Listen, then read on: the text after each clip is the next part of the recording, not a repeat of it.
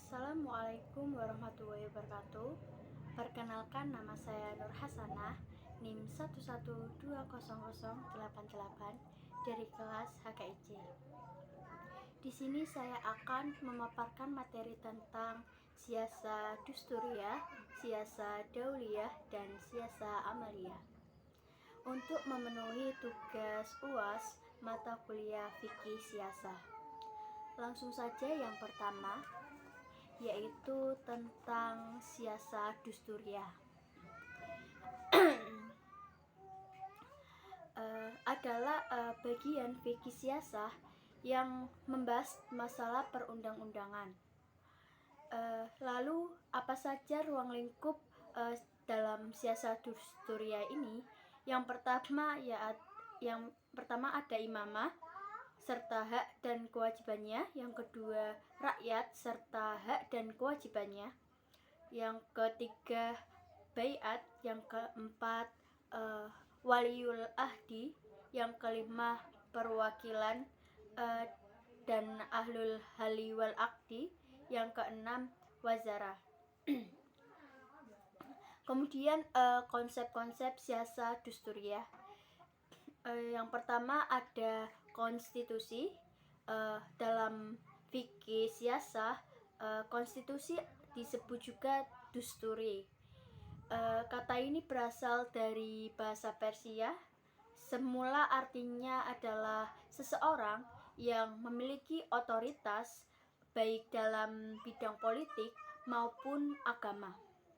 Setelah mengalami penyerapan ke dalam bahasa Arab, kata dustur berkembang menjadi makna atau arti asas, dasar, atau pembinaan. Kemudian diserap dalam bahasa Indonesia yang salah satu artinya adalah undang-undang dasar suatu negara. Menurut Abdul Wahab Khalaf, prinsip-prinsip yang diletakkan Islam dalam perumusan Undang-Undang Dasar ini adalah jaminan atas hak asasi manusia setiap anggota masyarakat dan persamaan kedudukan semua orang di mata hukum tanpa membeda-bedakan stratifikasi sosial, kekayaan, pendidikan, dan agama. Inti persoalan dalam sumber konstitusi adalah peraturan tentang hubungan antara pemerintah dengan rakyat yang diperintah. Selanjutnya, sumber utama pembentukan undang-undang dasar dalam Islam yaitu Al-Quran dan Sunnah. Tetapi Al-Quran tidak merinci lebih jauh tentang bagaimana hubungan pemimpin dan rakyatnya serta hak dan kewajiban mereka masing-masing. Al-Quran dan Sunnah menyerahkan sepenuhnya kepada umat Islam untuk membentuk dan mengatur pemerintahan serta menyusun konstitusi yang sesuai dengan perkembangan zaman dan konteks sosial masyarakatnya. Selain itu, dasar sumber hukum lainnya yaitu ijma, qiyas, istisan, marsalah-mursalah, dan uruf. Selanjutnya yang kedua yaitu al-sulta al-tashri'iyah atau legislatif. Adalah kekuasaan pemerintah Islam dalam membuat dan menetapkan hukum. Tugas dan wewenangnya yaitu menggali dan memahami sumber-sumber syariat Islam, Al-Quran dan hadis, dan menjelaskan hukum-hukum yang terkandung di dalamnya. Selain itu, meninjau kembali undang-undang lama dan menggantinya dengan undang-undang yang baru yang lebih relevan dengan perkembangan zaman dan antisipasif terhadap perkembangan masyarakat, dan juga bertugas di bidang keuangan negara. Pandangan tentang legislasi hukum Islam dapat dijelaskan bahwa Allah wa Ta'ala sebagai pemegang kedaulatan menjelaskan syariat Islam kepada manusia melalui Nabi Muhammad SAW agar syariat ini dapat membumi dalam kehidupan umat Islam. Maka ulama yang berhimpun di dalam lembaga legislatif melakukan penafsiran terhadap syariat dan menjabarkan ke dalam undang-undang sekaligus mengontrol pelaksanaannya. Yang ketiga, konsep ummah. Dalam Piagam Madinah, pemakaian kata ummah mengandung dua pengertian, yaitu yang pertama, organisasi yang diikat oleh akidah Islam. Terlihat dari pada bunyi pasal 1 piagam tersebut yang artinya sesungguhnya mereka suku Quraisy dan penduduk asli Madinah adalah suatu umat yang berbeda dengan komunitas manusia lain. Yang kedua, organisasi yang menghimpun jamaah yang beragama atas dasar ikatan politik sosial. Seperti tersurat dalam pasal 25 yang berbunyi, sesungguhnya Bani Auf merupakan satu umat dengan orang mukmin. Bagi Yahudi agama mereka dan bagi kaum muslimin juga agama mereka. Berdasarkan pasal ini, Abdu menegaskan bahwa konsep ummah dalam Islam diikat berdasarkan agama dan kemanusiaan. Selanjutnya yang keempat, konsep syuro dan demokrasi. Di kalangan pakar Islam terjadi perbedaan di dalam menanggapi permasalahan syuro dan demokrasi. Ada yang memandang syuro dan demokrasi adalah dua hal yang identik, sebagian lain memandangnya sebagai dua konsep yang berlawanan, sedangkan yang lainnya memandang bahwa keduanya mempunyai persamaan yang erat, di samping terdapat juga perbedaan-perbedaan. Kata syuro berasal dari kata syawaroh yang secara etimologis berarti mengeluarkan madu dari sarang lebah. Sejalan dengan pengertian ini, kata syuro dalam bahasa Indonesia menjadi musyawaroh, mengandung makna sesuatu yang diambil atau dikeluarkan orang lain untuk memperoleh kebaikan. Selanjutnya, siasa dauliyah adalah hubungan internasional. Siasa dauliyah adalah kekuasaan kepala negara untuk mengatur aspek yang terkait dengan hubungan politik hukum internasional pengusiran masalah teritorial, persaingan, pengusiran warga negara, dan perbedaan perbedaan agama dan lain-lain. Untuk siasa dauliyah sendiri itu dibagi menjadi dua. Yang pertama, al-siasa al-duali al-qosos, yang artinya hubungan internasional yang khusus. Sama saja hukum perdata ya internasional yang mengatur aspek keperdataan tentang hubungan antara warga negara satu dengan warga negara lain dalam masalah seperti jual beli, yaitu contohnya impor dan ekspor, kemudian perkawinan, seperti orang Indonesia menikah dengan orang luar negeri, dan hutang piutang dan lain-lain. Yang kedua yaitu al-siasa al-duali al-alam, yaitu hubungan internasional umum atau yang umum yang mengatur hubungan diplomatik baik damai maupun saat perang. Hubungan diplomatik ini yaitu hubungan kerjasama. Hubungan dalam masyarakat masa damai ini menyangkut tentang kebijakan negara mengangkat duta dan konsul hak-hak istimewa dan juga tugas dan kewajiban-kewajibannya antara masing-masing negara dan lain-lain.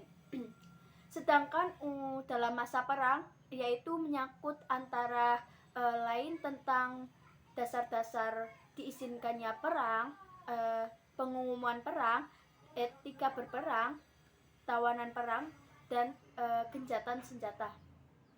Jadi siasa duali al-alam Dauli al-alam ini lebih mencangkup luas, gitu begitu. Selanjutnya ruang lingkup siasa dauliyah. Yang pertama perjanjian internasional, yang kedua perlakuan terhadap tawanan, yang jadi semisal suatu negara itu menang dalam peperangan, kemudian tawanan itu bisa dibunuh jika tawanan tersebut melakukan jarima atau tindak pidana. Jadi semisal tawanan tersebut tidak melakukan tindak pidana, berarti tidak boleh dibunuh.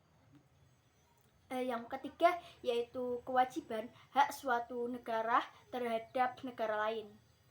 Yang keempat aturan perang. Yang kelima ekstradisi. Yang keenam pemberian suaka politik dan keamanan. Yang ketujuh penentuan situasi damai atau perang. Jadi apakah negara akan menentukan perang atau tidak, itu juga harus ada penentuan situasinya dengan kedua belah pihak negara tersebut. Antara kedua belah pihak. Kemudian pembagian negara.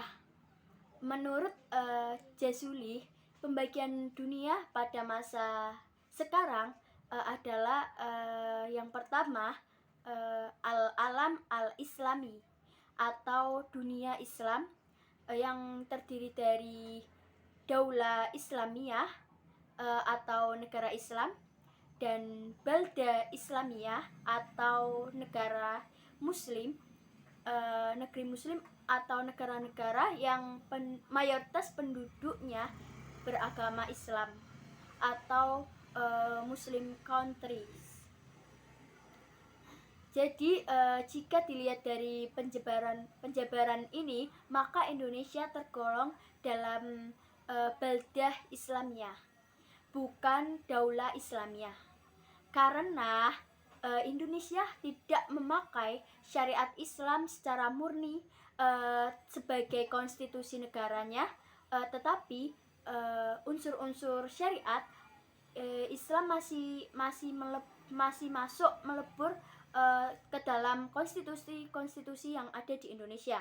Yang kedua ada al-alam al-ad, yaitu negara-negara yang berdamai dengan negara Islam, yang artinya negara-negara yang tidak melakukan peperangan atau pro terhadap negara Islam. Contohnya Amerika adalah negara non-muslim. Tapi ketika Amerika tidak berperang dengan negara Islam atau tidak memerangi, maka Amerika tersebut termasuk dalam negara al-alam al-ad. Selanjutnya yang terakhir yaitu siasa maliyah atau politik keuangan Islam. Apa sih siasa maliyah itu? Ini mengatur segala aspek pemasukan dan pengeluaran keuangan yang sesuai dengan kemaslahatan umum tanpa menghilangkan hak individu. Kemudian pendapatan negara dan pengeluarannya harus diatur dengan baik supaya memberikan kesejahteraan bagi penduduk negara. Lalu apa lembaga pengatur keuangan di masa lampau, yaitu yang sering disebut dengan Baitul Mal. Selanjutnya apa saja sumber keuangan negara? Menurut Yusuf Qardawi dan Abdul Wahab, al-kalaf ada yang namanya zakat, baik zakat fitrah maupun zakat mal. Kemudian dari gonima yaitu harta rampasan perang, 1/5 untuk kepentingan umat dan 4/5 untuk tentara yang ikut perang. Selanjutnya dari jizyah atau berupa pajak dari non-muslim sebagai wujud loyalitas. Selanjutnya dari bagaimana kalau dia tidak mampu, maka tidak membayar jizyah tersebut. Jadi orang yang non-muslim yang tidak mampu itu tidak membayar jizyah. Selanjutnya kharaj atau pajak tanah atau hasil bumi. Ada juga usyur al-tijarah atau pajak perdagangan dari non-muslim, yaitu apabila non-muslim berdagang di negara muslim maka wajib membayar pajak. Kemudian fa'il atau harta peninggalan non-muslim tanpa melalui perang, tetapi pada masa Khalifah Umar tidak dibagi demi kemaslahatan.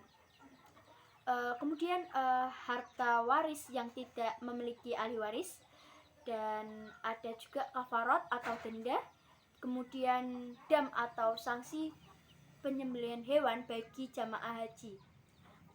Kemudian pos belanja uang negara untuk apa saja, yaitu untuk memberantas kemiskinan, pertahanan negara, pembangunan hukum, pembangunan infrastruktur dan fasilitas sosial, dan pendidikan, kesehatan, dan lain-lain. Jadi keuangan negara atau pajak-pajak yang kita bayar itu digunakan untuk hal-hal itu begitu, dan untuk kepentingan masyarakatnya. Nah, mungkin itu saja yang saya sampaikan. Mohon maaf bila ada kesalahan atau kekurangan. Wassalamualaikum warahmatullahi wabarakatuh.